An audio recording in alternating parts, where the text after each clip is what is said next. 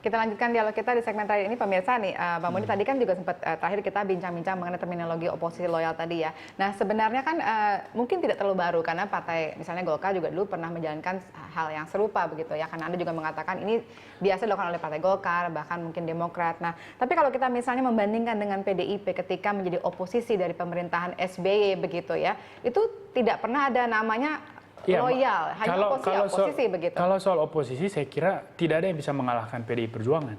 Soal ketegasan, soal komitmen mereka sebagai oposisi. Dan luar biasa, 10 tahun, begitu konsisten. Nah kalau partai-partai lain, ini agak merepotkan. Yang menjadi masalah sebetulnya, kebanyakan politisi melihat politik itu sebagai sesuatu yang di depan mata, dan untuk keuntungan-keuntungan di depan mata. Mereka lupa bahwa setiap manuver politik itu punya dampak terhadap sejarah peradaban demokrasi.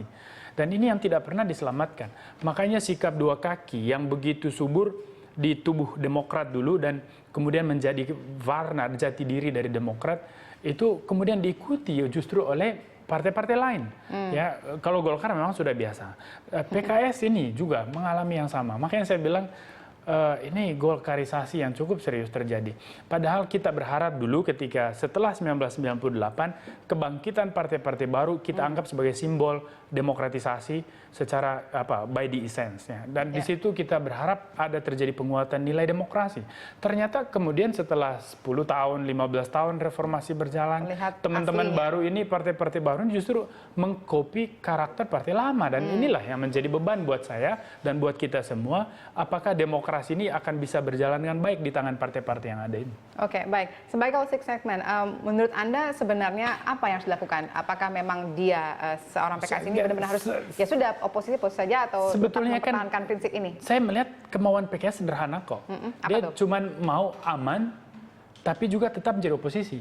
Aman dalam pengertian kesalahan-kesalahan kadernya juga dimaafkan. Artinya janganlah terlalu banyak orang PKS diborgol.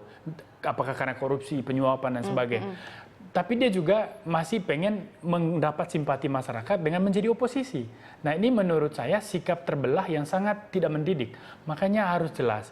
Kan orang Inggris bilang jangan duduk di dua kursi. Karena pasti jatuh. Jadi duduk di satu kursi, tegaskan sikap dan nilai posisi politiknya. Makanya ini juga harus dipikirkan oleh PKS. Artinya politik bukan hanya bicara soal mencari aman, tetapi mengejar sesuatu yang menjadi tujuan ideologis. Dan dalam proses itu jatuh bangun itu biasa. Dan Anda melihat tujuan ideologisnya sekarang mungkin agak bergeser? Agak kabur saya lihat.